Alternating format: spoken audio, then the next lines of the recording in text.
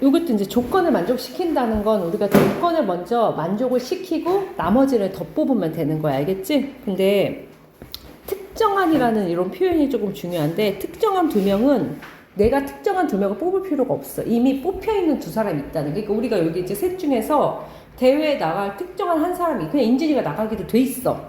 그러면 우리가 얘를 뽑을 필요가, 그러니까 뭐 제일 잘 달리는 사람이 나갈 거야. 그러면 우리가 뽑는 게 아니야. 얘는 이미 뽑힌 사람인 거야. 특정한이라는 건. 알았지? 그래서 이제 경찰관 5명, 소방관 6명 중에서 넷을 뽑을 거야. 그러면 원래 11시 사면 되거든? 근데 뭘 했어? 경찰관 중 특별한 2명은 뭐 했대? 이미 뽑힌 사람인 거야. 그러니까 내가 이제 후보를 몇 명을, 4명을 뽑을 거야.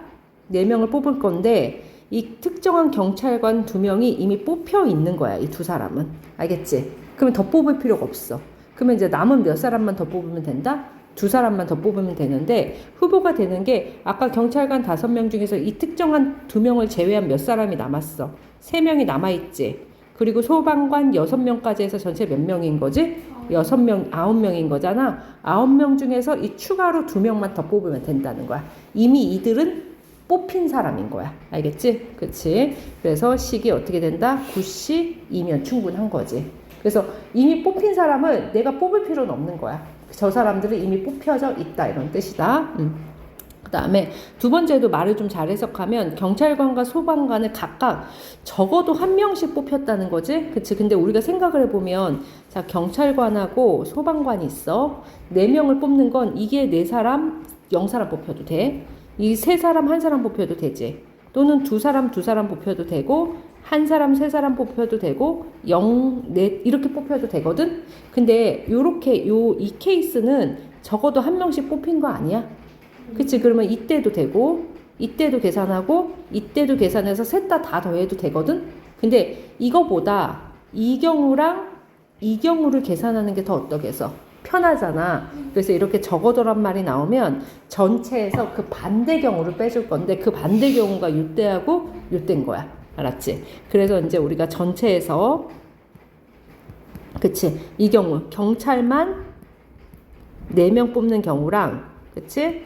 그 다음에 소방만 몇 명 뽑는 경우? 4명 뽑는 경우. 그러니까 이 경우 경찰만 4명 뽑는 경우랑 소방만 4명 경우를 빼면 나머지는 적어도 1명씩 포함되는 경우가 남는 거지. 그치? 그럼 전체는 11명 중에서 4명 뽑기였으니까 11시 4였던 거야. 그 다음에 경찰만 4명 뽑는 건 5시 4였을 거고, 자, 소방만 4명 뽑는 건 6시 4였겠지? 그래서 이 두 가지 경우를 뭐 해주면 되겠다? 빼주면 되겠다. 이 얘기야. 그러니까 말 해석을 잘하면 생각보다 그렇게 어렵진 않아. 알지? 이해 갔어? 이진아 됐니? 그치? 요런 케이스다. 알겠지? 그래서 3번 유형은 이제 특정한 조건이 있으면 되고, 그 다음에 자, 그 말은 괜찮아? 그치? 그 다음 문제가 뭐냐면 이제 뽑아서 나열하는 건데, 내가 아까 문제를 할 때 사실은 순열은 큰 의미가 없는 게 조합으로 거기다 우리가 문제를 푼댔잖아. 그래서 원래는 조합이 더 많은데, 내가 뭐 대회에 나갈 5사람을 이제, 그러니까 뭐 계주 경기였다고 치자. 축구 같은 경우에 대회 나갈 사람을 뽑으면 그들이 뭐 순서를 정할 필요는 없는데, 계주는 어때? 4사람이 계주를 뛴다고 치면 1번 뛸 사람, 2번 뛸 사람 순서 정해야 되는 거 아니야? 그치? 그러면 우리 반 10명 중에서 계주에 나갈 4명을 뽑을 거야. 근데 얘는 순서가 있잖아. 그러면 4명을 뽑은 다음에 그 뽑은 사람들을 순서로 세우면 되는 거 아닐까? 그치. 우리가 그렇게 하는 경우가 더 많아, 어차피. 그래서 우리가 뽑아서 나열하는 경우는 이게 순열인가 조합인가 이렇게 고민하지 말고, 얘들아, 뽑을 거 뽑고 나열할 건 따로 나열하면 되는 거야. 순열로. 알았지? 그래서 이제 그게 훨씬 편한데, 요 말뜻 한번 봐봐. 남자 8하고 여자 5이 있어. 근데 그 중에서 남자는 3명, 여자는 2명을 모아서 뽑아서 일렬로 뭐 하래?